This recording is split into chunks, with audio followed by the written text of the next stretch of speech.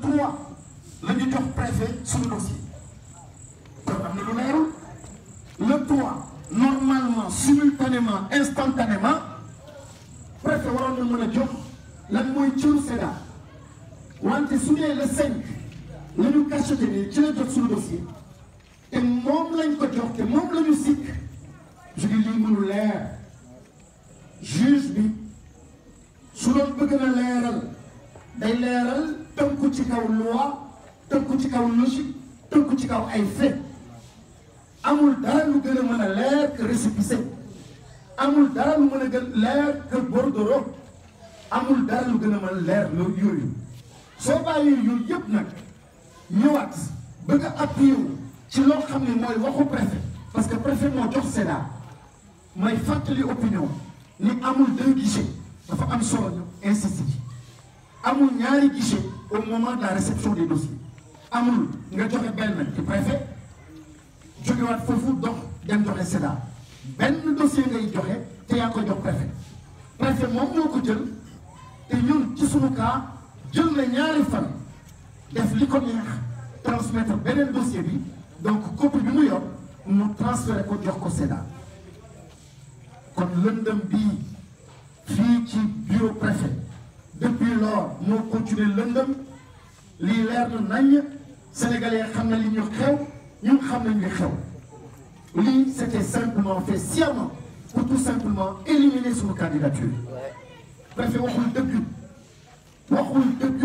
yoon mënu ko jox dëgg te sénégalais yëpp xam nañ lu jub ak lu jubul ñun duñu mën a rusloo suñu bopp jusqu'à ce point suñu demee ba préfecture di laajte mu brandir mu génnee copie bordereau boobu ñu déposé ça veut dire que ñun am na fu ñu wóolu suñu bopp soo demee ba foofu da nga bëgg a wane askan bi yëpp liñ ci bind ak li ñu signé ak li ñu engagé bañ na ko def bii suñu mandataire départemental demee mu indi lay dina mandataire communal lay xaar yooyu yëpp ay lay la parce que xamoon nañu suñu mandataire communal ñu ngi woon Dakar di déposer recours bi foofu te la loi li mu wax mooy tout mandataire deful distinction entre un mandataire communal wala un mandataire départemental tout mandataire am nga possibilité laal pièce non seulement de ta propre coalition mais toutes les autres coalitions yoon daf la may nga mën a saytu xool li ci nekk pour mën a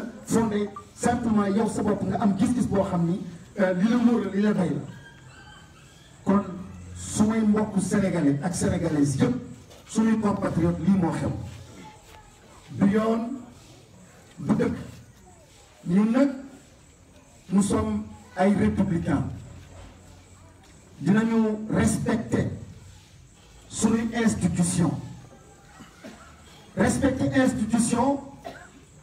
du tax nag su dee institution boobu jàpp nañ ni jalgati na ñu wax adduna yëpp dégg ñu waxoo dëgg da nga kàcc te da nga nekk ci complot parce que am na loo xam ni du jàng am na loo xam ni jarul ngay ubbi téere am na loo xam ni simplement c'est une question de bon sens su ma joxee encore une fois exemple banque bi ma joxe wala ma dem ci administration ni dama bëgg a permis joxe suma yépp mu mot ba ñu jox ma attestation ne ma dellu si lu fa réer yow yaa ko réeral lu manqué yow la administration day jox boppam cër préfet bi dafa yàq dignité administration préfet yi di jouer le jeu de Macky Sall dañu nekk di piétiner la dignité de nos institutions ñoom ñoo joxul cër institution yi ñoom ñoo nekk vraiment di jouer le jeu pour peut-être une promotion wala alal wala leneen wala simplement kenn bëgg ci ñoom wante ñu ngi yàq réew mi ñu ngi yàq sa stabilité ñu ngi yàq nit ñi ñu ngi yàq la démocratie ñu ngi petit à petit pousser logique boo xam ni ci espace yoo xam ni jàmm mënul am te nag préfet tooñ nañu wante ma xamal leen ni tooñuñu suñuy règle suñuy loi am nañu yaakaar ni justice am na ñoo xam ni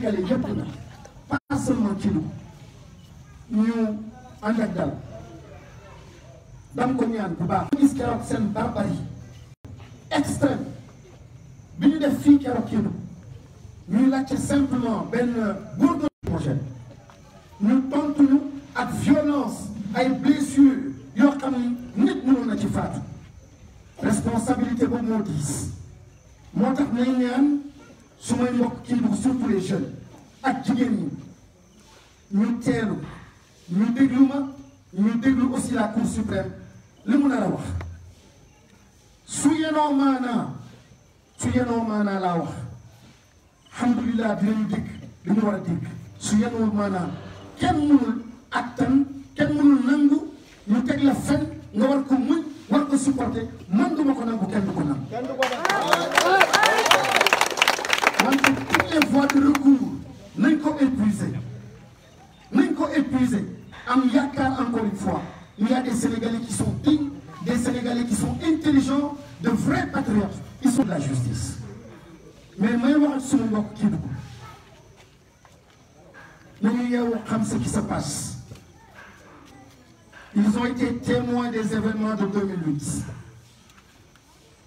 2007 2008 ba 2009 am na benn proximité boo xam ni simplement parce que y avait un lien naturel entre man ak ñenn ñi suma yenn xarit yu nekkoon en Keita ak ñeneen wante mu amoon un lien très puissant très fort parce qu'il y avait une sensibilité ak benn compréhension boo xam ni am nañ ko et comprendre nañ ko des enjeux en tout cas différentes régions ma dégg ci jamono jooju mu am ñu nekkoon ci nguur di décrier proximité boobu en disant simplement c'est peut-être une question du Sud et j'ai vu ça n'a pas tardé quelques mois plus tard chacun de nous ci gouvernement bi ñu fa nekkoon ñëpp am problème démantelé déstabilisé ci le système je parle bien de système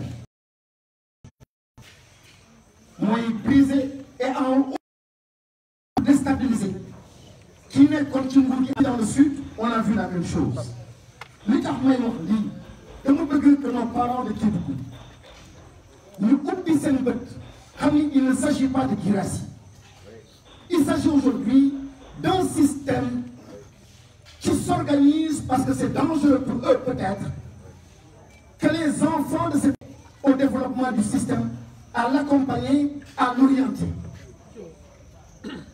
dafa am loo xam ne nguur dafa am ma bañ a tudd nañ ma déglu ma nekk maire bañ a nekk maire nañ ma déglu fii laa soqee ko te xam naa ban logique moom moo nekk ci système bi wante li di ñëw fii kii ndànk-ndànk di installé wu te loo xam ne dama bëgg ériger wu contre ça di ñaan tamit des enfants ñu ngi trahir les anciens nous devons occuper espace bi mu nekk mairie mu nekk département mu nekk région waxuma waxu Guirassy waxuma waxu benn nit dama ne je parle de système dama bëgg un ensemble di war a bokk dans la gestion de ce pays et lii nañu comprendre simplement ce qui se passe il ne faut pas nous enfermer nous dans le présent est chargé d'émotions te le présent ku ko topp da ngay des ci kàmb bi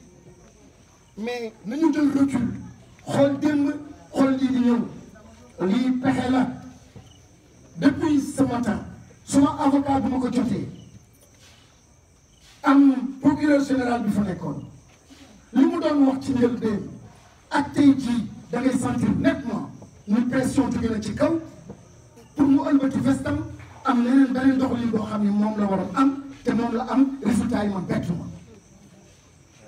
mais la lecture dafa war a jéggi lecture simplement commune de Kédougou il s'agit simplement de faire tout pour que fii beneen yoon bañ fi am nit ñi bañ a am aucune possibilité parce que li fi ne ak lii nar a ñëw ci région bi yàlla rek a xam lan la les enjeux sont énormes énorme, énorme, énorme.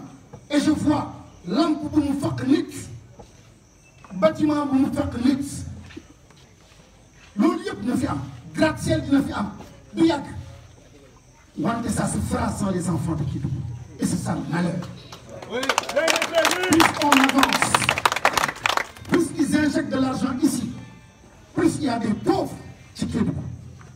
Et presque aucun espoir laay wax li may wax xam ngeen ko. C'est extraordinaire personnel bu leen identifié ñu ngi koy ñàkk. La culture, les valeurs, lépp ngi dem parce qu'il y a une forte pénétration des multinationales. xale jigéen boo laaj mu ne la jëkkëram dem na ñu ci juraa bi xale boo laaj ne ko ndax lu tax demul école bàyyi na ñu ci juraa bi ngeen yaakaar ni loolu tendance boobu à terme ban impact lay am ci Kédougou cette région-là. C'est une malédiction. C'est une malédiction pour notre région, une malédiction pour suñuy doom, une malédiction pour nos mamans. xeex boobu dañ ko ñi fi nekk nag di tàccu di fecc di ne éliminer nañu dégg naa sax am na ñoo xam ne rey nañu xar ak sarax ay picc pour ma bañ a bokk ci joŋante bi il se trompe dégg nañu mais yaakaar gi tey la gën a am.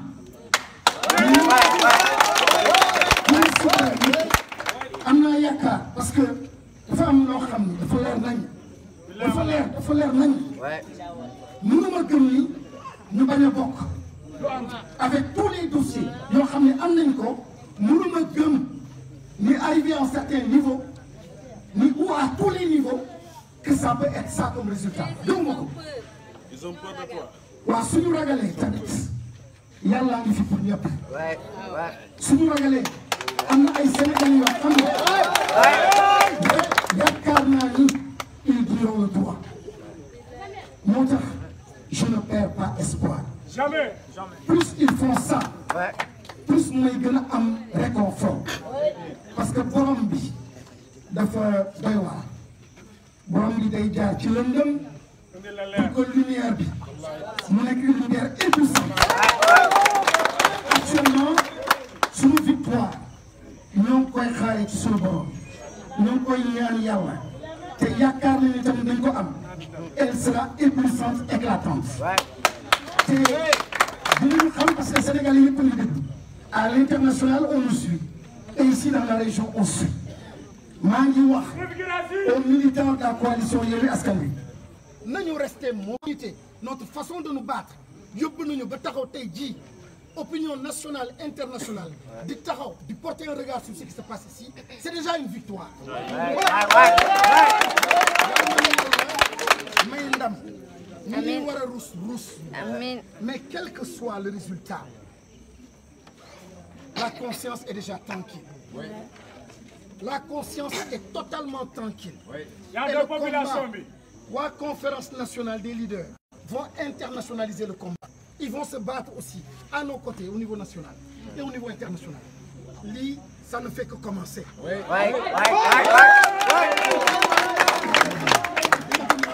Depuis ce matin, il y a les forces de l'ordre qui sont autour.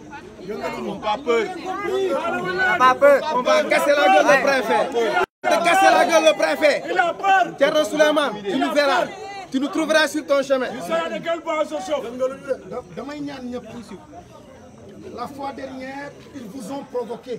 Oui. Ils ont provoqué vos familles. La fois dernière, manifestants. Ils sont allés dans des lieux où il n'y avait personne. Mais pour jeter des bombes lacrymogènes, et on sait pourquoi. C'est simplement pour terroriser les populations. Mais je demande à toute la population, aux militants, nous bagnons top dans ces provocations. Nous restons surtout mobilisés et que le message passe auprès des populations. Nous restons mobilisés jusqu'au jour où on recevra la dernière décision de la Cour suprême.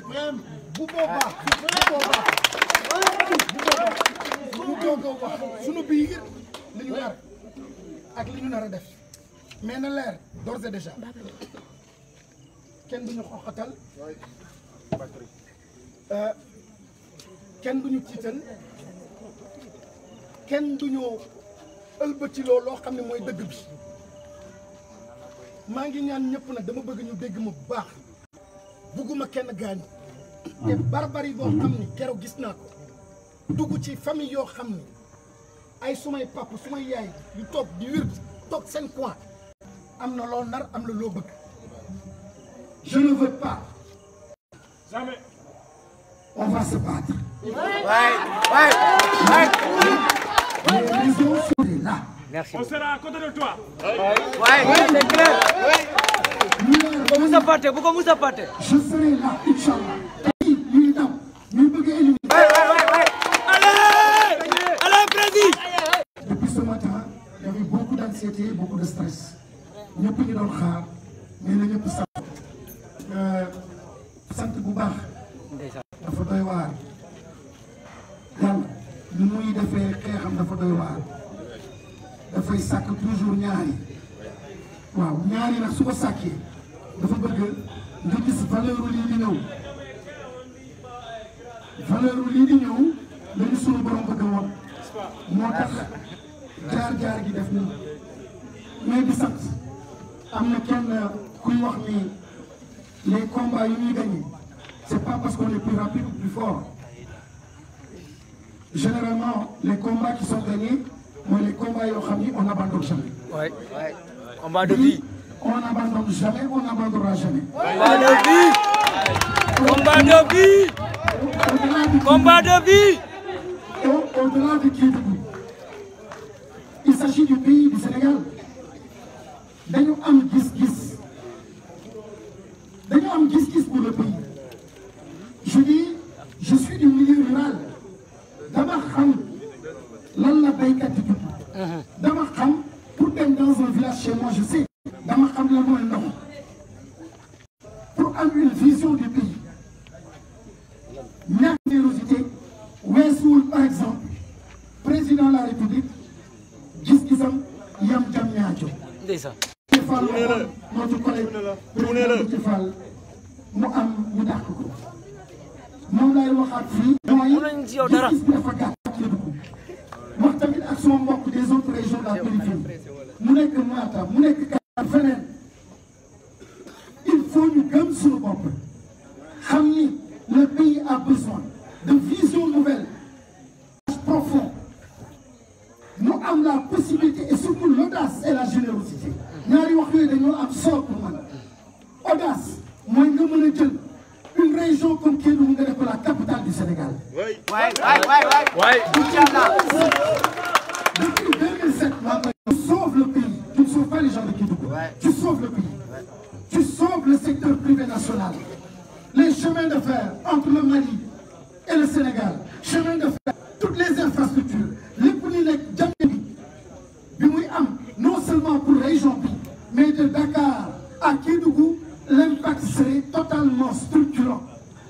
Mais quand je parle de générosité, nous dites sur Khébé Bopam à Khébé, nous avons fait dans les milieux ruraux.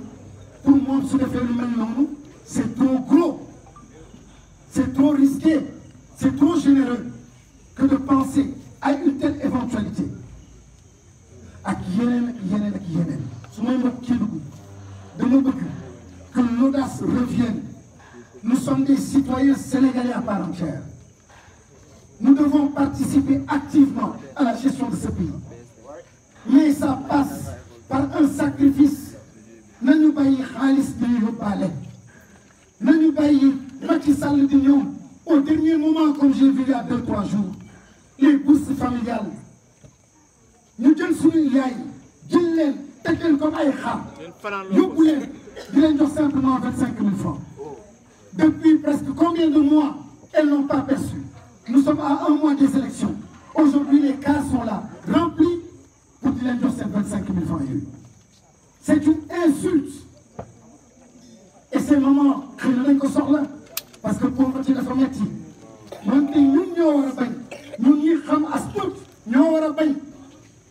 et nous n'avons un éveil de la conscience. Conscience de mairie.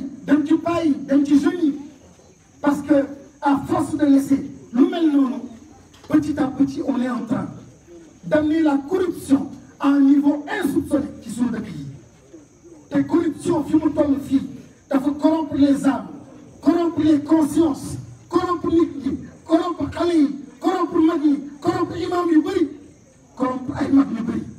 am na mag ñoo xam ne duñu génn mukk bureau préfet.